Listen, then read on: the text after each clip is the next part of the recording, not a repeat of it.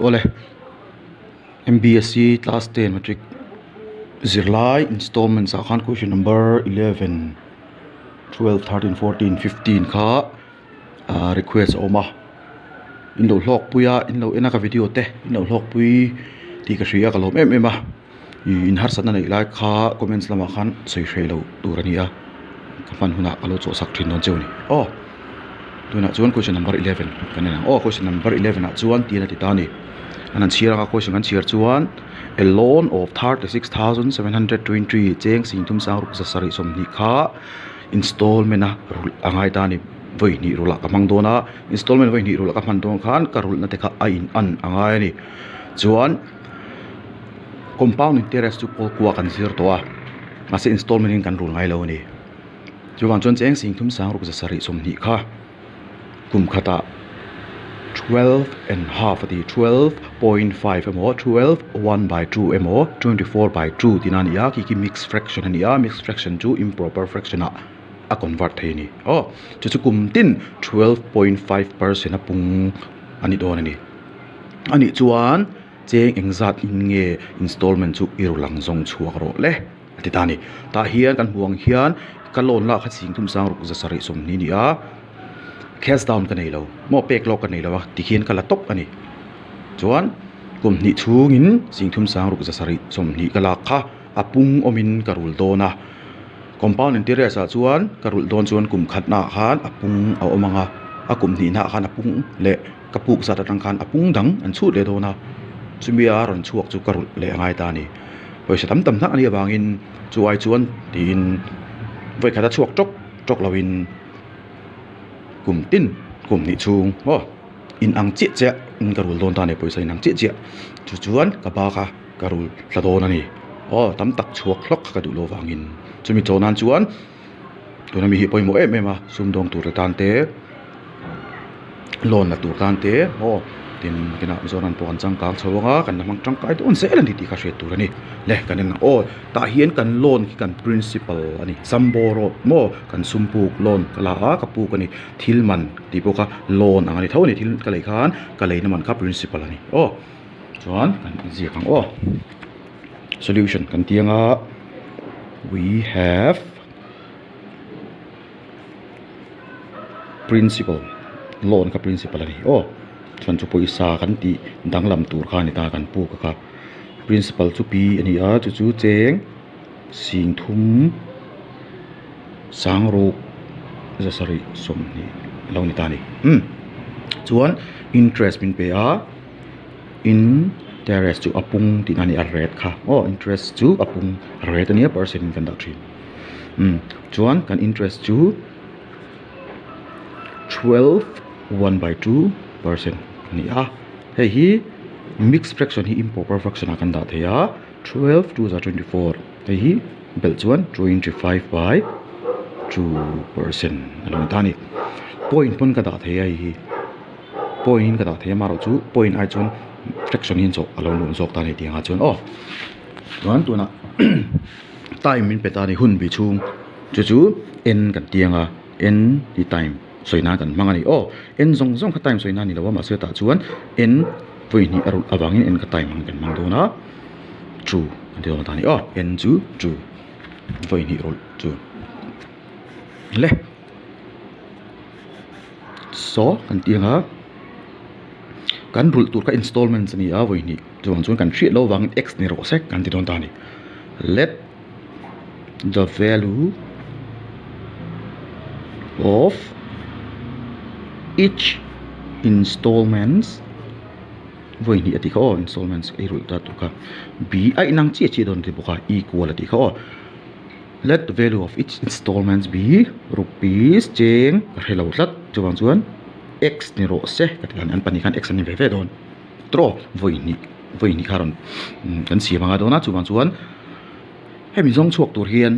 mo thil ka zon chu don ka zon shopping ha amount tania chuan amount chu inga change kan zon kan ti chon principal along dani ma se ta in principal hi cheng sing thum sang ruk sa sari som ni hi a fai ka pat za tani mo chu voi ni ro la ka mang dona apung omin apung omin ka rul dona wangin principal kha hei hi kan mang thei lo ni ka rule za tur zon chuan chuan principal pani kan ei ngaia chuwang chuan ka hrelawa chu mi bel khom chu hei hi ani tur ani principal kha chu tiang an din ta ni and P1 avoi khan khan dona and P2 be there two tan wo ti chun installment heta x tan khan be there principal respectively ti don respectively kan man chan chu man kher po ngai lo na ta chuan amaro chu kan mang ve na chan chu pani x ka pani kan neya respectively ka ti chun pakhat zo khan p1 anung zo khan p2 tina angani respectively kan man chan chu til x le y ni ta se chu x khan p1 y khan p2 tuna chun x ve ve ni bang han x p ka se lo chuan le kan chok don ta ni that is kan tiang chu kan tin amount chu hei installment kha amount kan rul tur sat kha amount kan mang do ni x is equal to avoi khatna ni chuan principal pakhat na kha khat mang do na formula pangai kha 1 plus r by 100 over time ani chuan avoi khatna ni chuan 1 khat mang do ta ni p1 ni chuan 1 in manga chuan ta hian n in tianga x is equal to kan tila don de apani na zo kha chu tunge kan ti kha principal p2 zo kha ni anga chuan 1 plus r by 100 over time kan tila nga chu avoi ni na p2 ni wang ta hian 2 kan dang chuan kan en chuan ai an lo na chu hei chu 1 plus r by 100 bracket chu mi voi khat che pakhat che ti na nia hei ve thunga chu pani ti na nia chuwang chuan hemi hi ka chok photanga hei cho ve ngai to to no ni helai ka mu chu ha ka ta nga pani ka siam meng chu shortcut ania engma poina om lo ti hret tur ani chuan kan siam rem do ni x kan nei lo fa p1 le p2 hi ka zon tu mani tu na ri chuan achan chu x ka la hrelo rum hrim p1 le p2 chu abel khom chu principal kan ti to p1 ka song do na 1 plus red akhan engchang kan mu kha 25 by 2 ania hei hi fraction in om ta ni chuan hei r by 100 in ta r a hian 25 by 2 ida thei da ni ma se ka shortcut dona lo en nang ro achan po ka soi fi le don tiang ka ta don ta ni fraction ani chuan hnuaia ida na tur khan hnuaia number hei denominator lo nei sa awangin ti da tur ni 25 by 4 into 100 ka hnuai lo sa bula khan multiply mai tur ni bo hei atik lo thei lo achan chu kan soya heta sira ka jang ka sira ka chokang thian lo ta ni r by 100 ania r I a khan kan ta kha 25 by 2 kan ta chuan ti hian ta ni fraction chunga fraction ni gen 100 by 1 ti na ni hei hi an fraction pui ania chung han fraction in le chuang chuan fraction an divide chuan time and work up kan zir to kha an huai mi kha a reciprocal in kan han son chho ta ni 25 by 2 into 100 by 1 ni chinga 1 by 100 alo ni chu n ina 25 1 is 25 ania sorry 4 sorry 2 kati sorry 4 ta kalau da 2 2 kati chuan 2 into 100 to 2 into 100 ka hian thiam chuan hei ka direct thei chuan hei 25 in amun li ania 20 somni panga hun khat somni panga hun li za ani chuan anwai hian 4 plus 2 4 into 2 8 ani chuan hei LCM kan la do ni fraction le hei po fraction ani kadi thoka fraction reng ibel don chuan LCM lak ngai amar chu shortcut kan mang thea ta chuan hela hi 1 ani zel ni hela hi 1 ani chuan anhuaya I mu chua number le achungmi ibelanga chu achungai danga anhuai mi chu ani na angin aom don chu thian helai uan kha zia ngai to lo pakhat chini wangin uan hi chukan ziak lang ngai to lo thin ani chuan x is equal to p1 into hey ango 4 2s are 8 plus 1 chu achungmi se hei 9 ania anhuaya chun 4 2s are 8 talon tani kha LCM mangkan adik lo thei lo ni chuan chuan I shortcut thei reng ti ka hriat tu kan chian ka ring chuan ta hian hei bracket chunga fraction chi to p1 ka pona oma multiply tinani p1 into 9 by 8 tinani chuan p1 kha ama choda ka du wangin 9 by 8 ka son phei ngai veilama x bula hey p1 bula thin kha x bula an to do na wangin al ding zong a reciprocal ngai ta nei a chunga thin kan huai ngai ta ni hey mathematics dan dik tak chuni lawa kan shortcut na mo kan hriat thiam theina na kan man ani le lama phei wang khan adang lam record lo kha mathematics dana lo hrim ti kha kan hriat te la poimo amaro chu mizo hobina kan thiam theina na le kan mathematics kan chak theina na kan e phu a chop ani tak tak thadu tan chuan du chuna zo thei tho ta le ting an le doni chuwang chuan p1 ka zong don ka ti to kha otira p1 hi ama in ka ta ka ti hian p1 tluk pui ka zong dona p1 pula 9 by 8 thin ka ti ka tu to silo p1 ama chung ka ta chuan tian p1 le x nei hi en ta la left hand side ka thlak ro got ti hian mo ekma sign dang lam tur nei lo an na ka thlak ro got ka chun ma sign dang lam to amaro chu hei hi a na ka son don thung ani 9 by 8 ka p1 pula thin ani x bula ka da to do na wangin 8 by 9 kan dei ngai to ta ni ai her angai to ta ni chuan chu han enila x ne ni multiply chuan x 8x by 9 alon ta ni principal 1 a chuan 8x by 9 kan mo ta ni ta hin rupees te da ngai lo he chu unit ala tling lo wa x te hi variable salo ma wangin number ala tling lo wa hi solution ala ni lo wa chuwang chuan heta kan cho lai a hin rupees a unit kha da chau chau kan nok ani chuan ta hian hey hemi chunga ron chuak chu kan thre to a p1 chuan 8x by 9 atluk to chuan ta hian and in tianga p2 is equal to ishengal vector p2 is equal to 8 by 9 square x itiang x ka square mi alok tur hey anula 8 by 9 hi bracket 2 kami bracket 2 kami zeka bracket 2 kami hi a square ani x chu po na mi ni hi x ka square ve mi lo tur inti vai chun inti ton do chu min lo chuan a fraction zo kha square ani don chu it tiang an da don ta in du chuan ti hian a ti thei tho ta p2 is equal to thei hi pun ti thei 64x by 81 kan mang thei ta ni maro chu ke chuan hei ka phang du zo ka a chan po in lo bu ka a dik lo tina ni lawa in man lo pono in thiam ma han chok thei chuan now kan ti don ta ni tu na chuan kan tiang now p1 le p2 bel kha inget kan ti to ka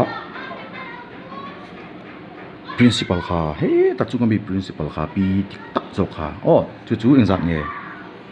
sing thum sang ru za sari le somni ka rupees ka da lo ka chok do na wangin cho aya hi min la jot lawa ron ka pu mi lo tu student te i lo ti pan ni pana poi chuang lo that is ka tianga p1 ange ka mu 8x by 9 plus p2 wa khan ange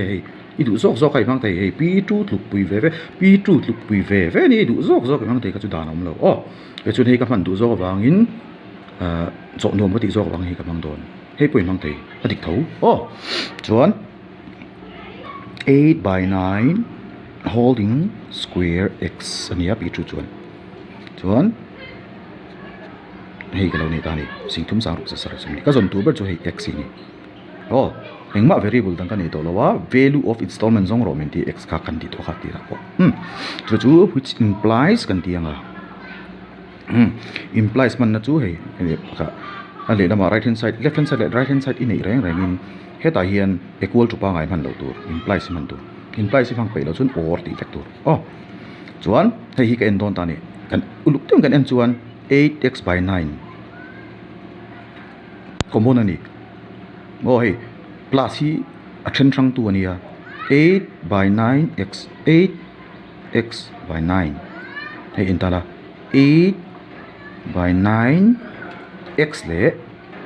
8 by 9 mani x kha double lo ma se common kala don en la common kala dan tu chu x chu an nei ve hei plus in a then rang pani hi tram ran an ni tram ran in an na ka song don x an nei ve wangin x ka kala chuak phota ti hian chuan ka n le a x chu kala to kha o kala sak ve ve to chuan 8/9 hi hian pakhat ani a hei hian pahnih lai ni chuwang chuan 8/9 an nei ve ve pakhat ve ve kalak saka mo chuan pona ka da chuaka hei ka rok vek to ni hei inte hemi ta hi 8x/9 hi kala chuak dei to hei chuwang chuan 1 chi abang to ta ni bracket to multiply tina 8x/9 into 1 chu hei chung mi kan chuak chat tur ani chuan plus oma hi plus ani a chuan dis na ka soi to kha 8/9 square chu 8/9 into 8/9 ti na nia ta khan he ta hian 8/9 kha kalak sak to wangin 8/9 pakhat chi bang to 8/9 chuan which is equal to 36,720 ani ta ni chuan le hei hi x2 veilama kan la da don kan son chu tur 8/9 hi he tak a phei thei left hand side atanga right hand side ta a phei don chuan 8/9 ni thin kha 9/8 alo nianga chuan chu mi lai chu nei bracket chu mi kan do chok bok don ni chuan number ani hei po fraction ani kan to kha hei hi fraction ani a integers te ani a fractional number reng reng chu LCM la ka chok tur kan ti to kha amar chu hei pakha choki 1 nia LCM lak boi vaka chok vak khangai lo 1 ani to chuan achung len hui belang 9 plus 8 chu 17 achunga 17 om don anhoi ro chu angai reng don 9 le ne tak ka chok meng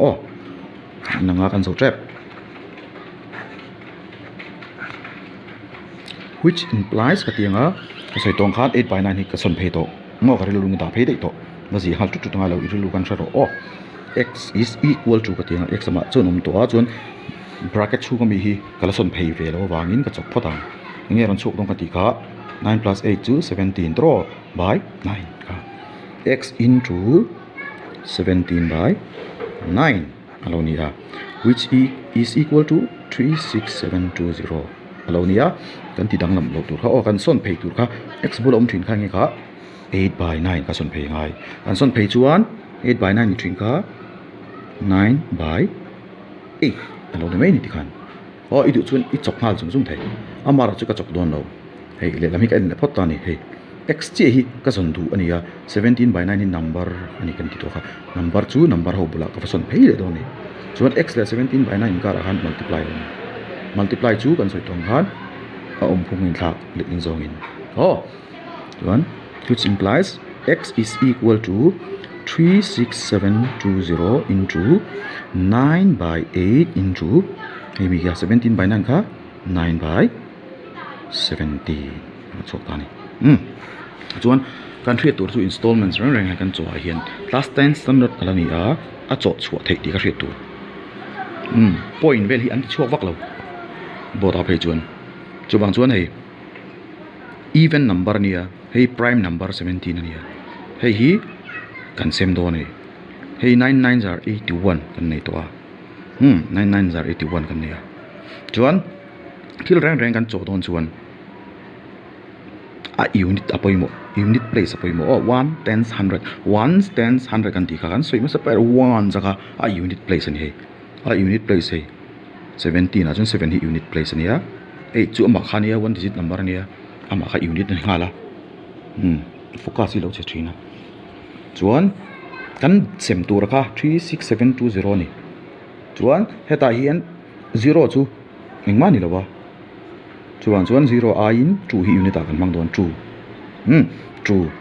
tla chu poimo don ni na kina hi class 8 vela zirlai ni kan apply thim to lo tang poi mo apoimo sia amaro chu kan threat reng tu chu mathematics kan zir hian chok chak calculation run kan in zirtir lo tika kan threat apoimo creative kan in zirtir ni mathematics mo calculator human calculator machine calculator sim chu kan tum lo kan nei reng calculator chu kan mang thei ma se chu ai chuan a chaw dan thim apoimo ber kan chaw thim chuan chut rang lo kha chu te nan han lo tu mathematics thim ani han chut te rang dewin ani lo chuan engtia chaw tur nge ti a hria a song chuak thei kha a hlu ber ti kan thei ta ne kan endoni tuna hetia ka sem mai lo hian hei ka punti photanga asem tu turi ka siam pom don ni chu 36,723 into 99 ka chu 81 ni tian lo da tai la hei hi ka punti ranga 78 za chu 56 ania 5 ala panga chuan 81 is 8 9 10 11 12 13 1 3 6 long tani